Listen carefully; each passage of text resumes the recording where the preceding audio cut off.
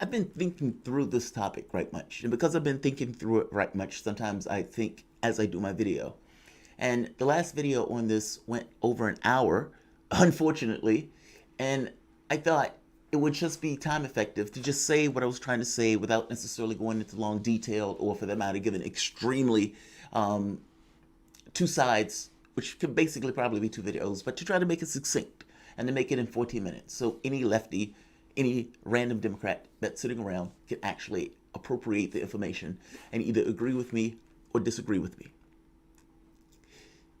Lefties, you need to be aware of something. Democrats are not that into you. They haven't been that into you for a very long time. And while you may consider yourself, um, whereas you may consider yourself Is that part of the party as a Democrat, because many of you are still there. Now, I jokingly call you the political equivalent of a battered wife. I do that because in one campaign season after the next, you are ignored, you are more marginalized, and you're to some degree treated as an irrelevant factor. They did it in 2016, they did it in the election before that, and before that. And this was succinctly put with Bill Clinton looking at you and putting his finger in your face saying, you have nowhere else to go. The distribution of power and the relationship between third-rate Democrats and between lefties has gotten to the point where you are stuck with us. You have to come with us, because if you don't, it will be going along with the Republicans, because you will tank our candidacy. Meaning, you need to basically back us regardless of what we do. You have nowhere else to go. You got to back us. Republicans are monsters. You're terrified of those Republicans. If you're black, Hispanic, poor, lefty, you're terrified of those Republicans. So you will accept my apathy as opposed to their scorn. And lefties accepted the argument. And for 40 years or so, it just fell in line. Whatever the Democrat did, they went along with it. Blue no matter who. All notions of accountability out the window. 2016 comes around, Sanders rattles them. 2020 comes around, and Sanders scares the shit out of them. In fact, it got so bad that up until the point of South Carolina, Chris Matthews is saying, hey, maybe we should tank it so Sanders doesn't take it for a generation and let Trump just kind of ride this out. The oligarchs jumped in the party. Bloomberg himself no longer believing that the Democratic Party was a safe space, this area to which they can work behind the scenes and the front person will go out and sell it to the public. Because now you had a full-throated conversation on issues of economics, a full-throated conversation on issues of Green New Deal, climate, Social Security expansion, wealth tax, and all of those conversations hit directly at this notion of class. And not only hit at this notion of class, forces the Democratic Party, which is supposed to be the left party in this country, to reconcile that. Joe Biden, being the front person, was the guy that had to reconcile it, and he lost all of those policy arguments. The one argument that Joe Biden won was the most important one: who was more electable. But the key point here is you scared the shit out of them. All of those lefties stopped entirely considering themselves Democrats and started to agitate. And agitating from the standpoint of, these are the policies we want. And we know these policies are popular. Why aren't you accepting our policies? And them trying to find a way to ignore those lefties, or to at the very least give an appearance of acceptance without necessarily giving anything real and tangible. The entire point of the task force was to get those lefties to fall in line with, Joe Biden, but giving them a soft pathway to be sheep herded in before it's to serve man, and it's a cookbook. My point is this: they can no longer trust you, lefties, progressive Democrats, to fall in line. And the arguments of blue no matter who and least worse and all of this other stuff has started to give way to people who don't buy into the arguments anymore. You've started to have African Americans question, it looks like you're taking us for granted. And these sayings have started to get louder, including by black celebrities. So if you're at the Democratic Party, what do? You need to mitigate that. How do you mitigate that? By finding another contingent that you can bring into your fold to mitigate this branch that is still, at this moment, irrelevant. But you can, at the very least, if you're in the brain trust of the Democratic Party, can see a nascent center of power that you don't entirely control that is starting to pull for leverage. What they're seeing, basically, is people regain what it means to do politics. That if you are, as a lefty, and you get so sick and tired of the party not appropriating policy that the majority of the public want, and you realize something, wait a minute, are you telling me 88% of Democrats, this is nearly unanimous, or the closest thing to unanimous you're ever going to get, so they want Medicare for all? Then why am I backing a party that's not backing the public's agenda? And what agenda are they backing? If those questions start to form, and those questions start to form en masse, and people start asking that stuff more and more and more, especially on television, on radio, they have a problem. Because you can't rationally answer that question. We're supposed to be a representative government. The parties are supposed to represent the interests of the public. And the interest of that public is supposed to be basically a party to some degree, at least pretending to care about the interests of the public and what the public wants. And the public in this thing almost unanimously said, we want this. You would think in a representative government, if it is indeed representative, when you're in the middle of a pandemic with 20 to 40 million people without health care in the middle of the pandemic, with millions that are going to get medical bills that they're going to have to deal with, putting them that much further in debt. The party that's on the left that says 88% we want health care, Medicare for all.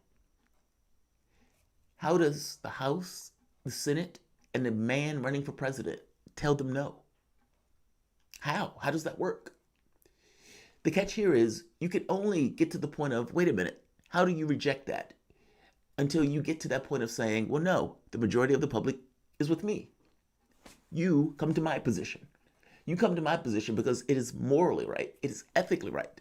The time deserves it and calls for it. And more than that, the majority of the public says we want it, let alone Democrats, the party to which you're supposed to be representing. So yeah, I'm standing here with millions of others saying, you represent our interests.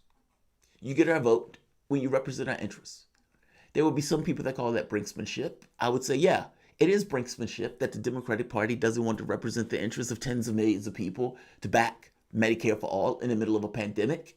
Yes, we are standing on the side of those people who are going to be injured and harmed by this virus through no fault of their own.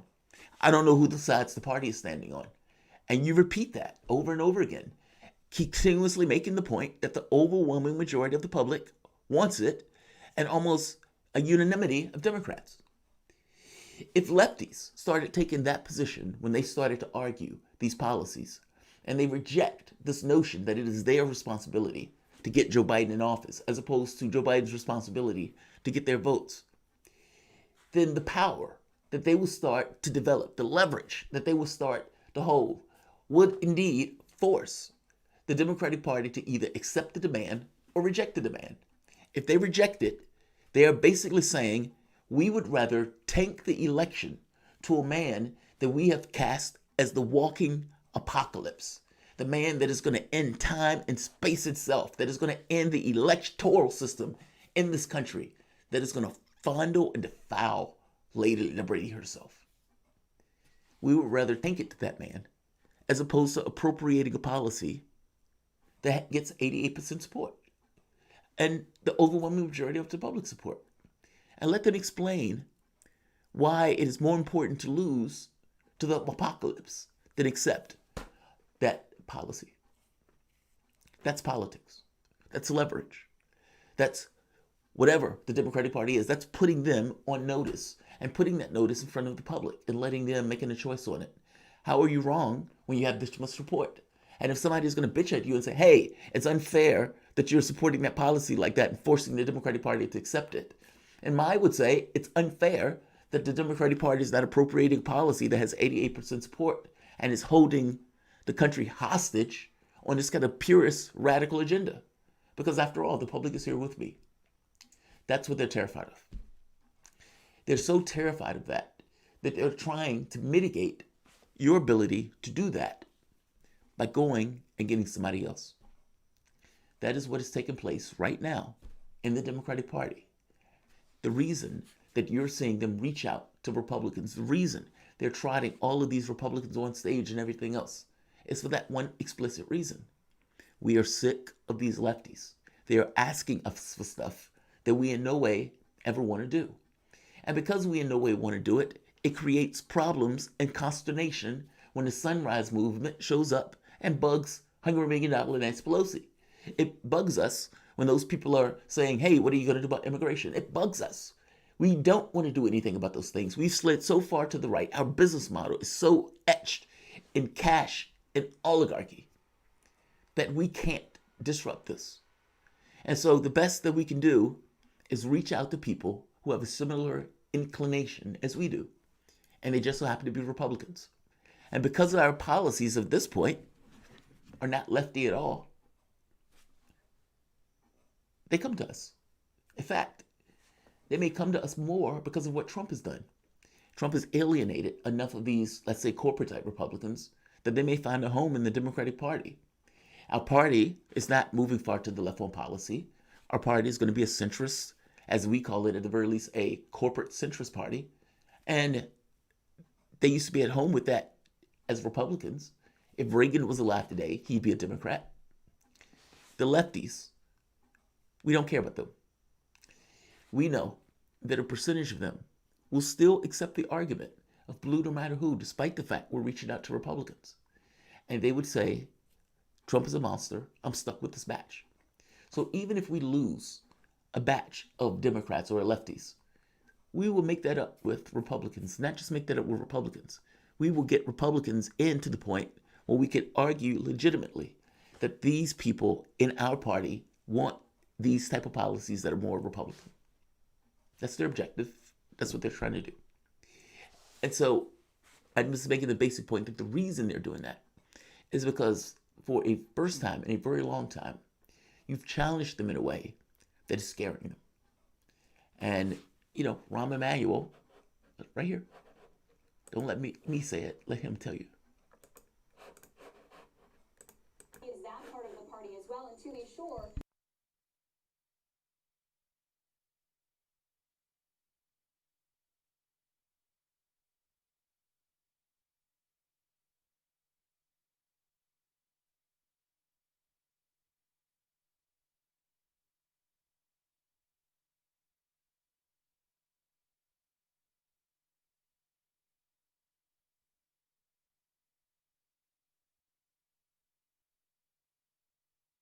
believe in democracy, but one is it is no new green. is that part of the party as well? And to be sure, the 110-page policy document that he released with the Biden-Sanders task force earlier this summer, that was not a moderate document. So what evidence do you have that he would actually govern as a moderate? Well, first of all, look, I have two things I would say if I was advising on an administration. I don't want to get ahead of ourselves. You got this thing called an election beforehand. We still believe in democracy. But one is it is no new Green Deal. There's no Medicare for all. Probably the single two topics that were discussed the most. That's not even in the platform. Joe Biden has been very specific about the direction he wants to take. And if, from a political strategy, developing a policy both that solves the problems, number one, but then builds the cohesion of that coalition. I would have progressive ends with moderate means. And I think that's a way you make sure that you keep this coalition from ever tipping too far either way. And to date, let me just take the measure. He's done a very good job of keeping the progressive wing and a more moderate wing in the same tent without becoming an easy target for Donald Trump and the Republicans. Remember, part of the Republicans was not only appeal to soft Republicans or anti-Trump Republicans, it was also to give Joe Biden what I call his inoculation shots, because and I know next week the Trump campaign is going to put out this secret photo of Joe Biden in his camouflage outfit with Fidel Castro and Che Guevara and say he's this big lefty. And so this, John Kasich and Colin Powell don't exactly endorse and support big P progressive policies. In this political environment, to grow. Now, I go back to my time in 1992. Bill Clinton went into the convention in third place, emerged on top, and never gave up that lead all the way through November. Joe Biden's at 8 to 9 points, as I said, or 8 to 10 points up. It's hard to see him even moving incrementally. To me, it's looking underneath it to see did he move things internally that would tell you good fortunes coming in October and November. But you believe that there's actually an opportunity for Vice President Biden to reach across the aisle and to pull some of these never-Trumpers into the Democratic Party permanently. You wrote earlier this week in the Wall Street Journal, we don't want these voters simply to rent the Democratic Party to remove Mr. Trump from the Oval Office. We want them to buy into our agenda so that they fuel legislative victories through the next decade on our core issues. How possible do you think that actually is, given that the majority of voters in either party say that their main motivation for voting this year is to vote against the other guy?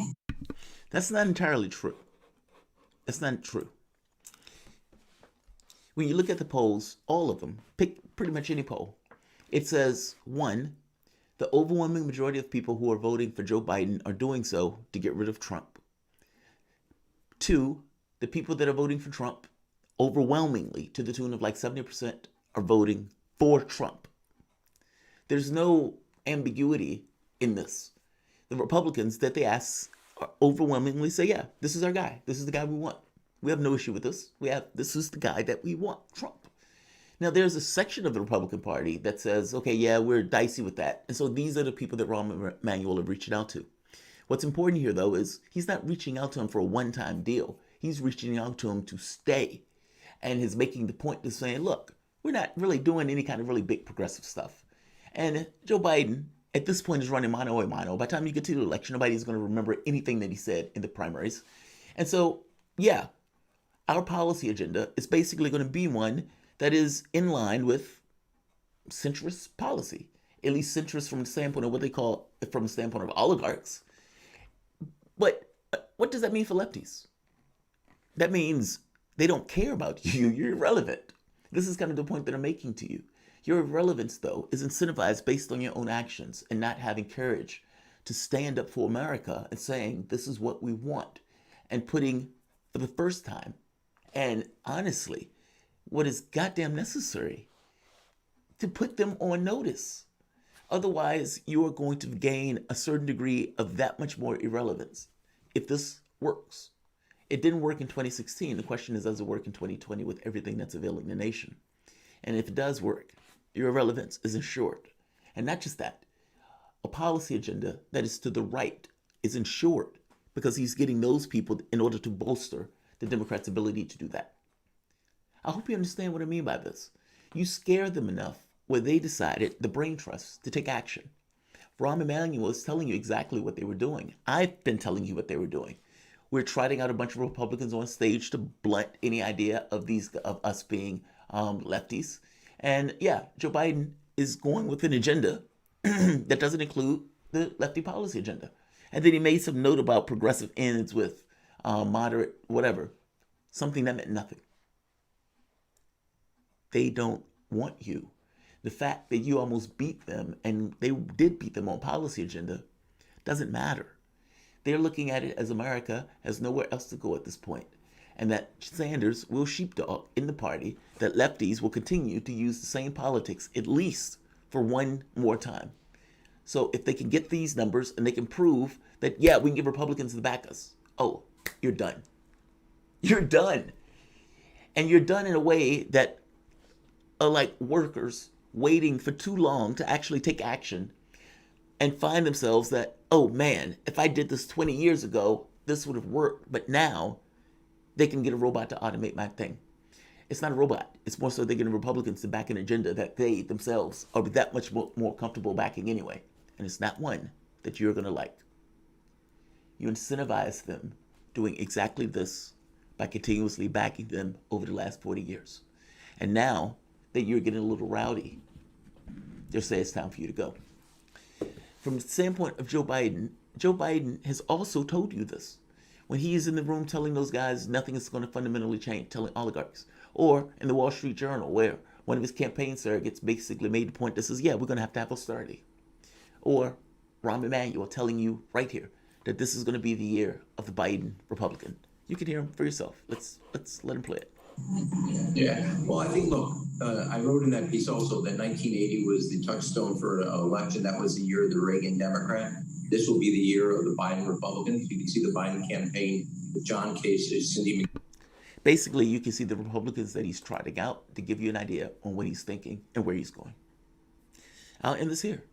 Like, share, and subscribe. Lefties, this is your time, and this might be your last time. I understand the networks like TYT and the Cedar and all of these guys are telling you to kneel your bow down and just vote for the guy. That hasn't worked for the last 40 years. And it's not so much that these guys are wrong, they're cowards. And it's sad in a way because what America needs right now is for somebody to stand up for their interests. And you get this milquetoast run from Democrats without any aspect of the political space screaming that this is unconscionable, this is unacceptable. And instead, lefties bow their heads. Same thing. It is an utter betrayal of what's taking place right now from the standpoint of what is in any way considered to be the left.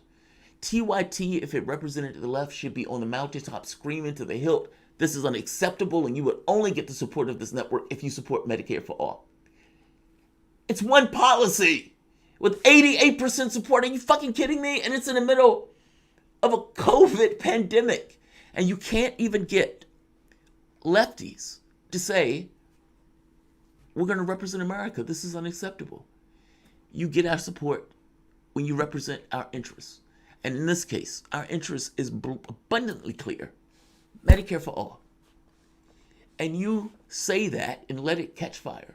One lefty to the next. TYT. Sam Cedar say, you know what? That's right. I'm going to vote for Joe Biden, but I agree with these guys that Medicare for all should be somewhat of a litmus test. So fair enough. And they stopped giving people shit about it. All of these lefty groups, the Green New Deal groups, the Sunrise Movement, all of these groups start to stand up and say the exact same thing. Yeah, you're right. That's our demand. You represent our interests, you get our vote. And continuously make the point that it will be unconscionable if you give this election over to Trump because you don't want to represent the public's interests by backing this. And every lefty to the tune of millions say that. Because let me tell you this, it is infinitely true and flat fact right. And for whatever degree of brinksmanship it is, it's the Democratic Party itself that's allowing that brinksmanship. Because ultimately, any party and any notion of a representative government would have already appropriated it. And it is sad that we even have to get to this point of pushing this. Every union should say the exact same thing. All of these people who are out there protesting, everybody in Portland, every Black Lives Matter members should say that. I am talking about, if you're talking about a political revolution, there it is. Unrestrained, unassociated with party. Bold, honest, representing the interests for the first time in a very long time of the public itself, and strong, uncompromising. This is what we want. It's in the middle of a pandemic. We shouldn't even be here having to make this argument, and yet here we are, standing up for America. And to the tune of millions, stand there. If you're looking for your political revolution, it's that. There's no party apparatus. You are outside of the political space at that point, and you are fighting for America. And if the Democratic Party is willing to take this election to the man they call the apocalypse and not represent and support a policy with 88% Democratic support, nearly unanimous. There is nothing that has that much support, not even expanding Social Security. Unanimous. And 69% public support that only grew during the pandemic. If you are not willing to do that, and you're willing to tank it to a man you're calling the end of democracy, what does it say about the Democratic Party? And whose fault is that? Is it the people who has the overwhelming majority support, or the tiny bit of plutocrats that the Democratic Party is trying to serve that don't want to appropriate that policy?